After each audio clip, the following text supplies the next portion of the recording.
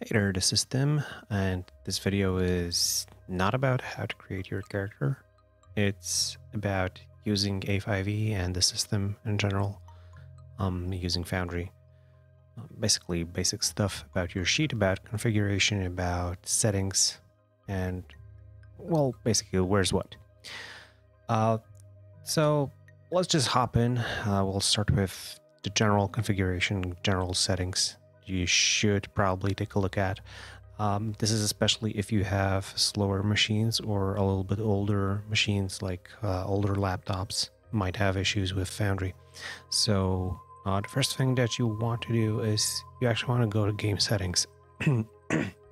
Before you go to any, like, you would create your character or anything like that, I would suggest going into game settings, that's top right, and configuring your own settings. You'll be logged into all settings. By the way, you will notice I'm logged in as a player, so this is not like a GM view, this is a typical player view. This is exactly what you will also see. So at the settings, configure settings, you can see host a variety of things on the left side and sidebar. These are modules, but we're just gonna stay in all. That's entirely sufficient. So obvious things like language preferences, this thing over here, Bantu token speaker, you want to probably untick it because mostly people don't like that.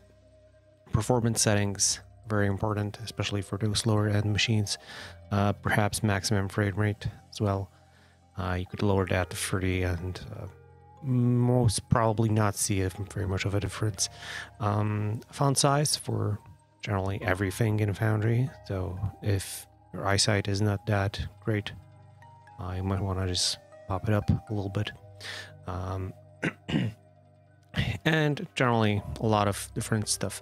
A thing that I would probably recommend taking a look at is Dice So Nice 3D dice settings, because this is something that I mean, it's fun to have nice dice that are glittery or leopard or whatever else, and yeah, I mean, you can customize them in a host of ways. So once you do that, you'll get a set of nice dice that hopefully will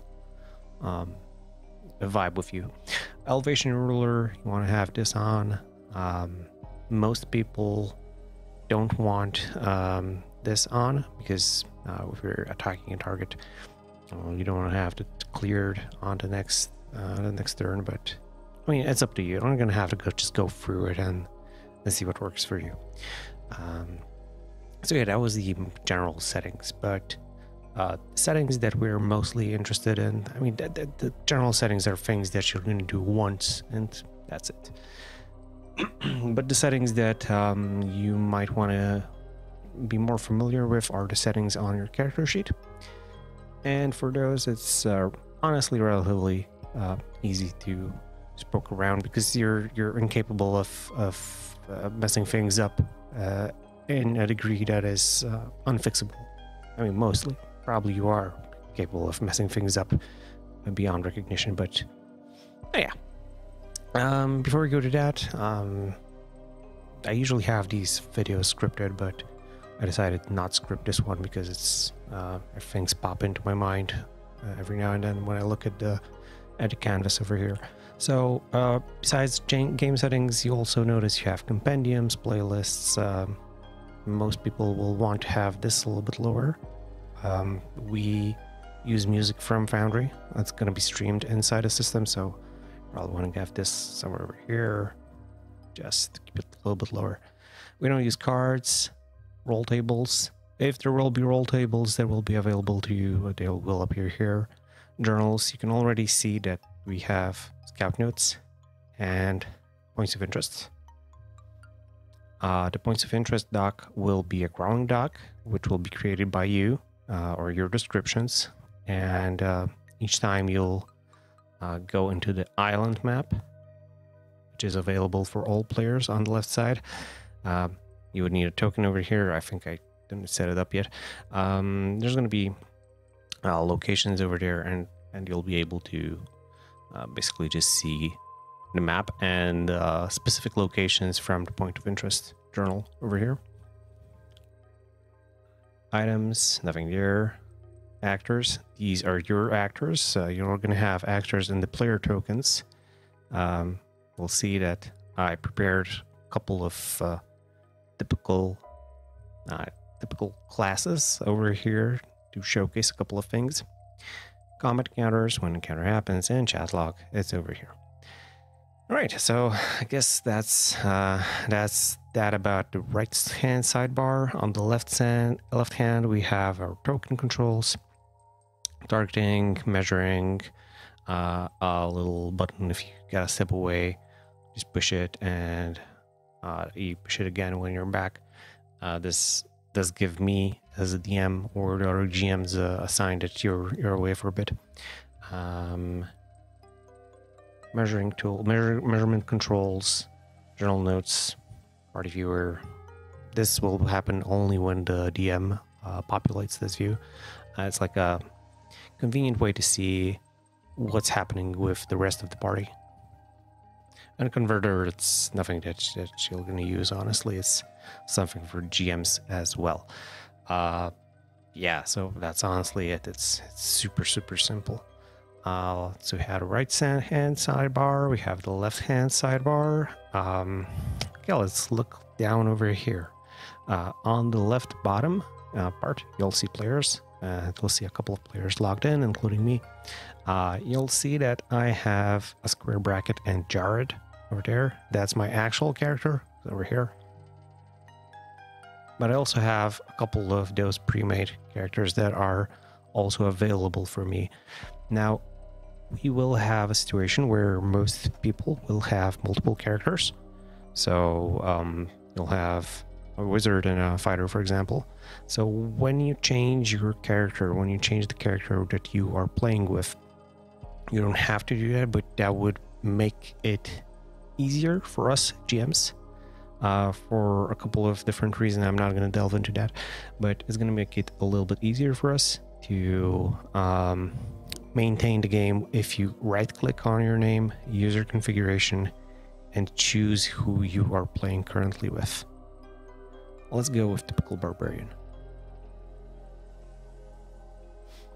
And yeah, so we have the typical barbarian. Let's look at his character sheet. No AC, no features, no maneuvers, spells, notes, bonuses, effects, nothing over here that was worth our attention. As I said, I could open up other characters, but I'm currently set on typical barbarian. So I do have access to macros. They're over here, just right from the player list. In the macros, I have a little player folder, point by standard array. Let's execute the standard array. Just push the execute over here. Yeah, I'm just gonna pick random stuff over here. Doesn't matter much.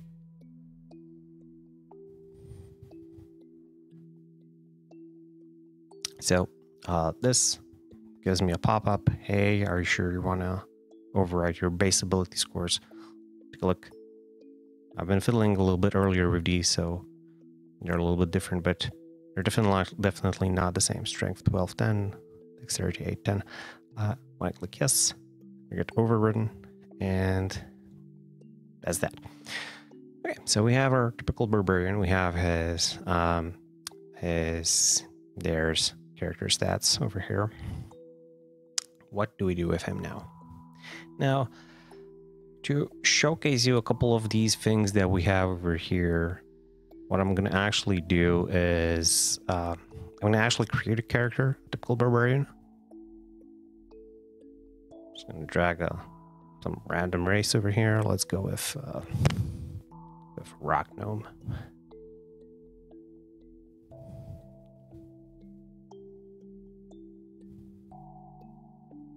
Just picking random stuff, so probably won't be the most functional rock gnome in the world.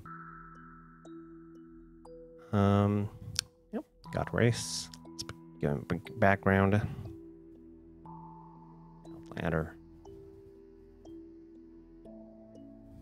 Yeah, this is an interesting case. It seems that I, the DM, had not given an actual appropriate way to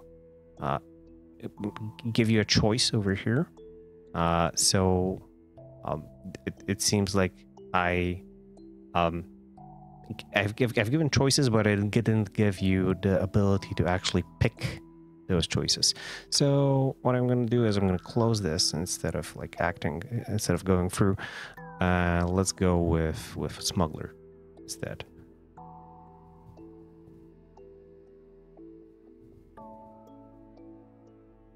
You can see, oh, well, yeah, went all the way ahead. Smuggler gives me skill proficiencies in athletics and deception, tool proficiencies in vehicles, water, and from equipment, I have this stuff over here. This automatically appeared in my inventory. An important thing, since I didn't exactly know how to build that in the system that we're working with, you'll notice that you have something like a coin, quantity 15. What I would do actually is I would just go here and input 15 gold pieces, unlock my sheet. This is a very important button we're going to talk about in a bit, and just delete it.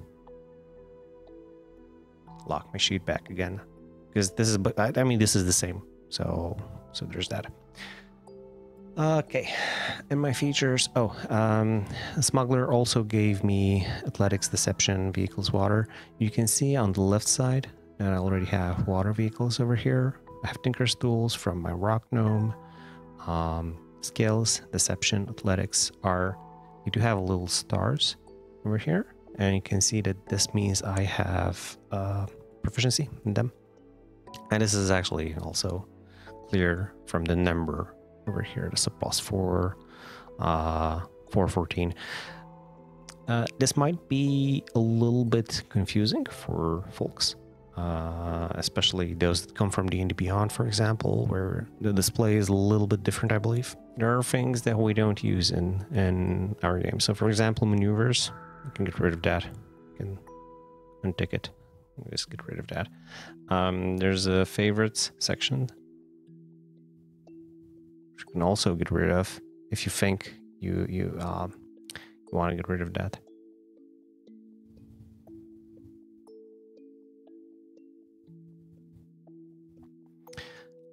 And so on and so on. Basically, it's you can experiment with that and see what works for you. An important thing for some caster type creatures are spell stab, but we're going to get that there in a little bit. If you are a huge creature, so for example, Loxodons, let's go into Oasis and open Loxodon. Loxodons have powerful builds. You count it one size larger, or not. You are not physically sized larger, but you count as one. When determining carrying capacity and the weight, you can push or drag. So if I would be a Loxodon and not a little gnome, I would actually make sure to go here, go to inventory and double my carrying capacity, just so that it's 360 and not 180. What else should you know over here? Yeah, so basically this is your inventory. Let's now finally get that barbarian in. Again, I'm going with completely random shit over here. Okay, one thing that you would notice, or hopefully would notice, is that all of a sudden this shield over here, it went dark blue. These are not dark blue, these are dark blue. This is because we got a proficiency in con, because we're a barbarian. Barbarians also should give me a choice of skills, that I see that for some reason. Oh no, I did choose stuff. Yeah, I did choose stuff.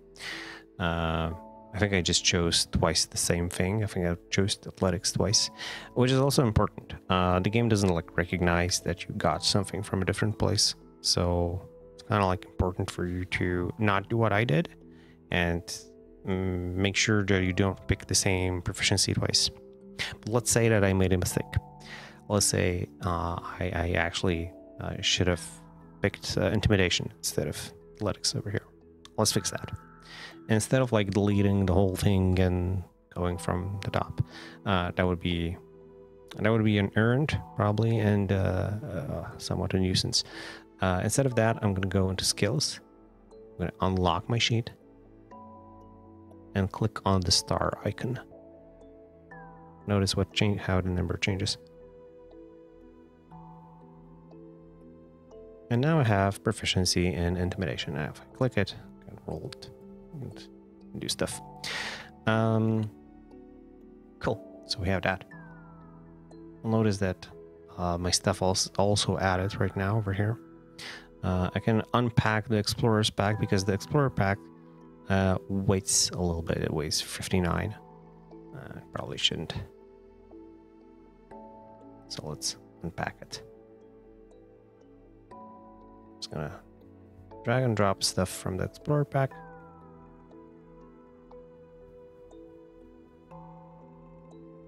And I can delete the Explorer pack. Again, unlock my sheet.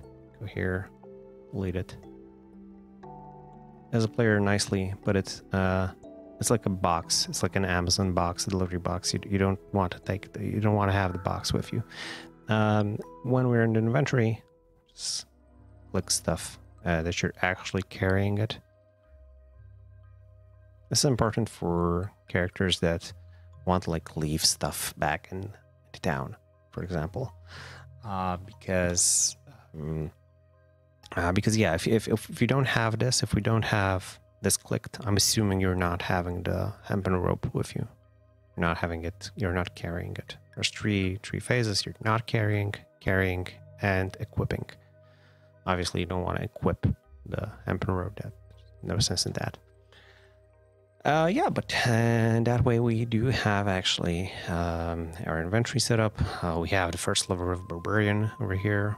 Again, I'm right-clicking to open it up without unlocking my sheet. I could do it a long way. Unlock my sheet.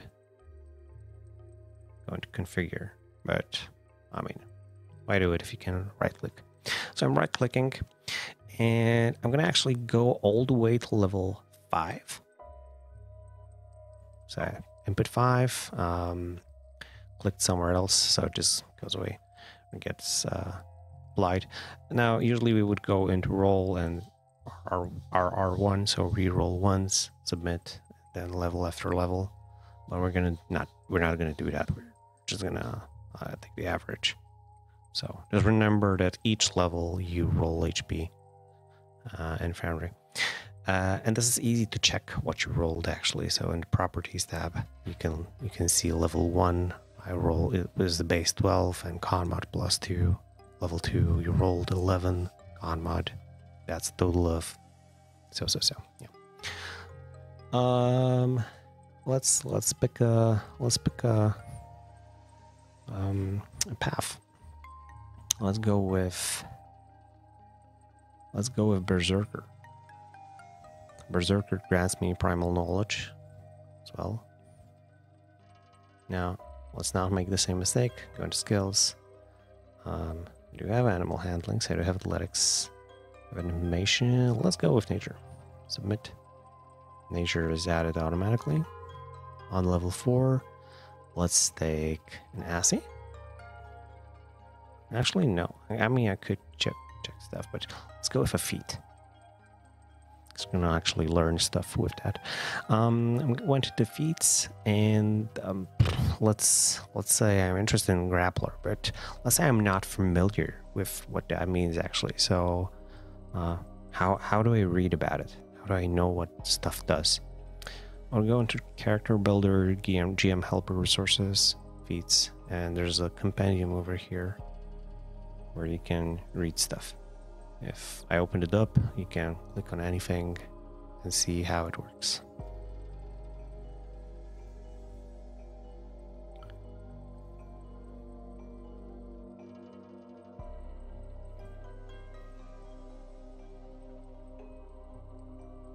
Pretty nifty. Sometimes, in some cases, like over here, medium armor master, you will notice that there are small block quotes over here. This adjustment can be made on each armor separately in the Properties tab. These are adjustments, I mean, these are comments or notes left by the GMs, so that you know how to actually apply this, because there's no way for us to make sure that all armors don't impose disadvantage on your stealth checks. So you're gonna have to just take care of that. But in most cases, we left notes that you need to do that. So yeah, let's say I've read everything. I read mobile. Oh, it does that. Cool. Close that. Let's go with mobile. Submit.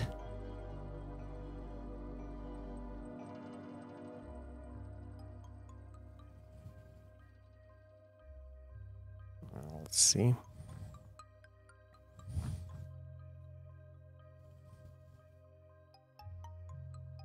Yeah, so I actually thought something's wrong, but no, everything's fine. I'm 35 because I'm a gnome. I have my base speed is 25, so plus 10, it's 35. Okay, level 4.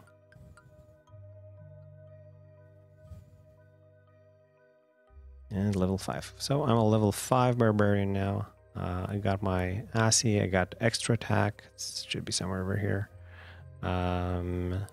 I got fast movement, also should be somewhere over here. So okay, so extra attack, fast movement, everything should be pretty dope. As you can see, my speed went up to 45. I'm generally just clicking around and checking stuff because I'm not sure if I made everything fine. So there's that. But since we're at rage, let's use it. You can see that there are insufficient item uses because I have 0 or /3. I should take a rest before actually doing anything. Let's take a wrong rest. Resting in a haven. So. Okay. All my resources are now back here. Back in rage.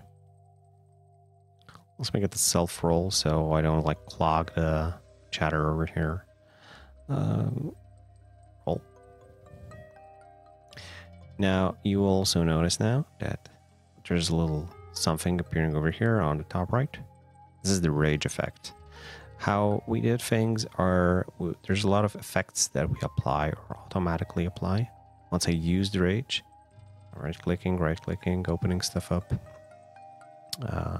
Bonus action, 1 minute. Rolls, prompts, resources, effects. On-use effect is rage, properties, apply to self.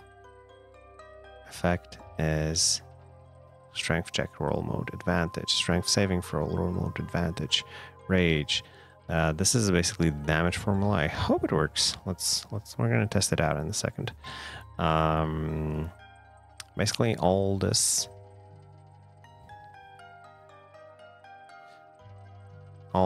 is automatically applied to your character sheet. Let's see how it actually works. So I should have a bonus to damage, for example, right? So let's take my javelin, roll. Notice that there's a damage bonus over here. It's called rage. Let's roll that.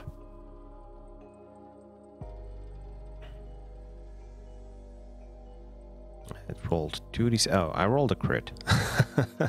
Well, this is a little bit unfortunate for an example, but okay. I'm going to actually toggle it to not be a crit, so you can see the proper stuff over here. So, oh, somebody rolled something. So it's not a crit.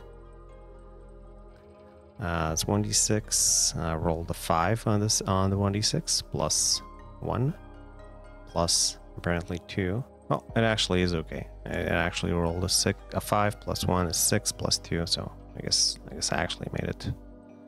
It's actually correct. Only the rage amount is incorrect. Well, what is important over here is that what we have right now on our typical barbarian is a rage effect that sticks to him until I remove it. How do I remove it? I hover over this little dot over here and I right click on it, and my rage is gone. If I now try to attack with the javelin, you'll notice that there's no rage button over here. All right. Is there anything else I should tell you about Barbarian? Yeah, I guess one thing. Let's say that I've shown you how to fix your skills over here, but if there's other things that you need to fix, like let's say, hey, I should have had one more language and I need to add it. Always unlock your sheet and then just configure stuff. Let your GMs know, hey, I changed that because I should have had Oran, for example, but we don't need to do it for you. We would be happy if you do it yourself. Always also remember to lock your sheet after you've done your stuff. This is extremely important because if you don't lock your sheet, you also have different values over here and you might get a little bit confused why stuff is, why do you have a 14 con if I should have had a 15, for example. Look at the values over here. What happens to them when I unlock my sheet? That is because in the unlocked phase or unlocked state, the grants are not appearing over here because they are something that is calculated past the base of the character sheet. Now, let's close this one. Let's change ourselves to a typical wizard who's over here now. I'm not going to go through the whole process. I just want to show you a couple of things. Let's go to classes. And we're going to drag a wizard class over here. Dagger, insight, crystal, scholar back, submit. All that stuff is on my character sheet right now. Right click on my wizard. Oh, level 5. Why not? I'm going to choose enchantment.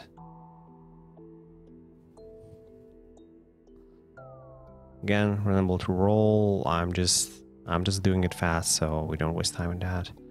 So I'm going to take Assy. So again, don't lose time. Average. And there it is.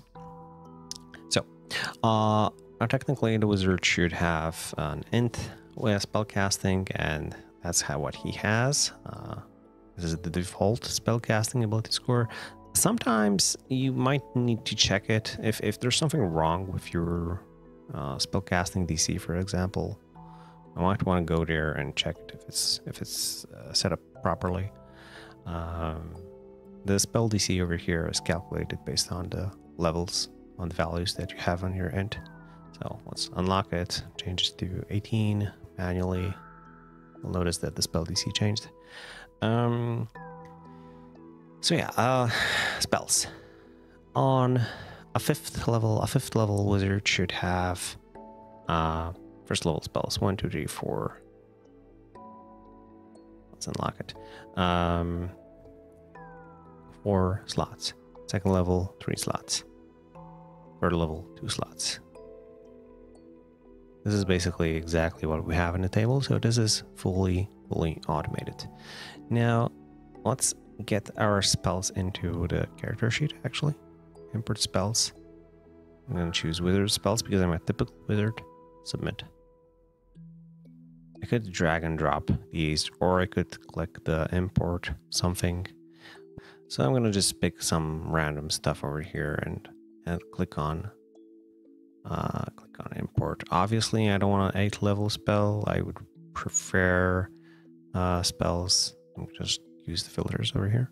I would prefer spells that I actually have access to. So let's modify that. Counter spell and detect thoughts, and you know the drill, right? So I imported them. They should appear over here. You can see that I don't have any spell slots for an 8th level spell, so it's just simply not there. Again, I'm not rested, so let's take a rest, a long one. Ta-da! now the spell slots are full. If I cast this, put a self roll over here. The stuff does stuff, but what is important is that my spell slot over here is reduced. Yeah, if I would be a caster like a cleric, I would go into import spells, cleric spells, submit, and then just go into import everything. Notice that I do have the filters still on. So it actually imported 70 spells instead of 100 something. But it would import and look like this.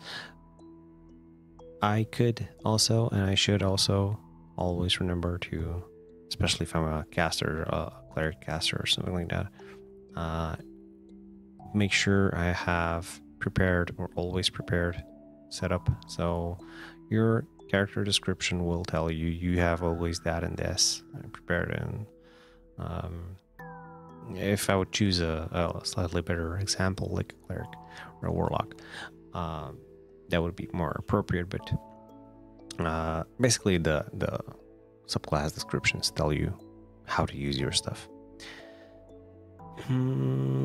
Okay. And again, if I would need to change it in a different way, like I can give myself a spell slot back.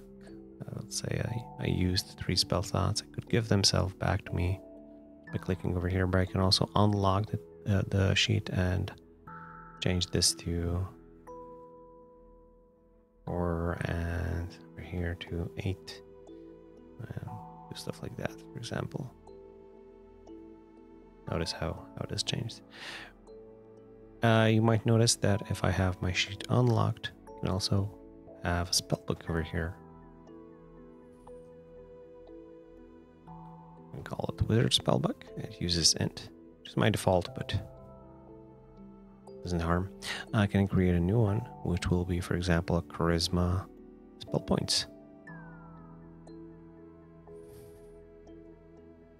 Should be pack slots, but it's calculated slightly different.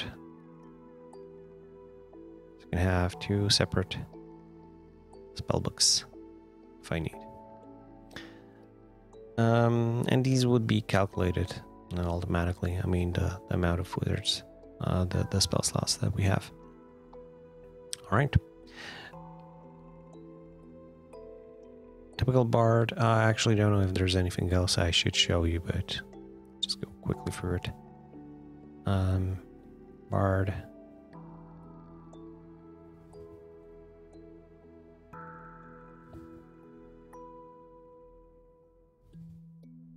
There we go. We are bard. We are level 7. College of Eloquence, got expertise.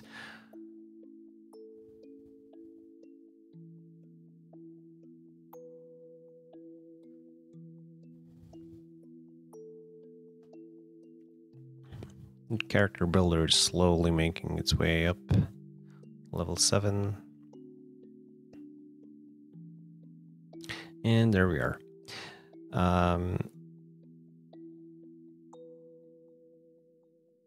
So what's important for a bard is to make sure that you have in your settings in roles enable your jack of all trades.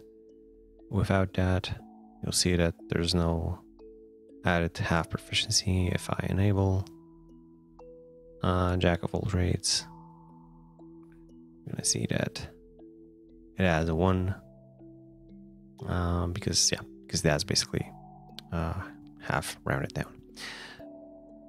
For spells, I could go into bard spells and import all spells or whatever caster type you are.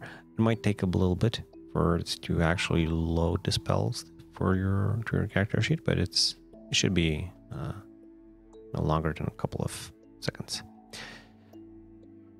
And last but not least, the multiclasser. We're gonna go with fighter. We're gonna multiclass him with sorcerer, which doesn't make any sense, but Oh, see that? I would make a horrible mistake for a second. I don't want to use the base classes because that would actually mean that I have two base classes. I want to go into multiclassing. I want to use the multiclass variant of sorcerer. That's because it doesn't give me all the skill proficiencies and all the shit that I would usually get. Submit. Now, if you hover here, you're going to see Fighter 1, Sorcerer 1. Let's get my Sorcerer to level 3.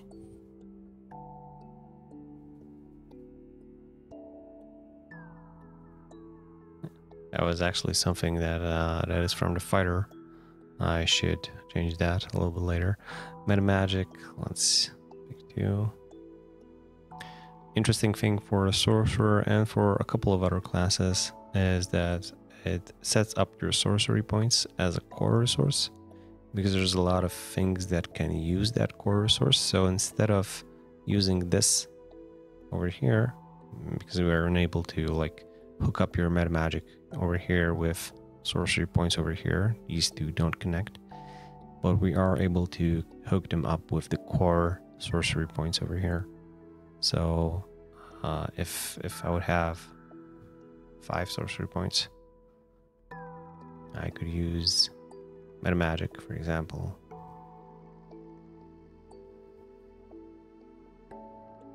It actually reverted 3. I could use the meta magic again. Let's do that. See if it works. Just gonna check.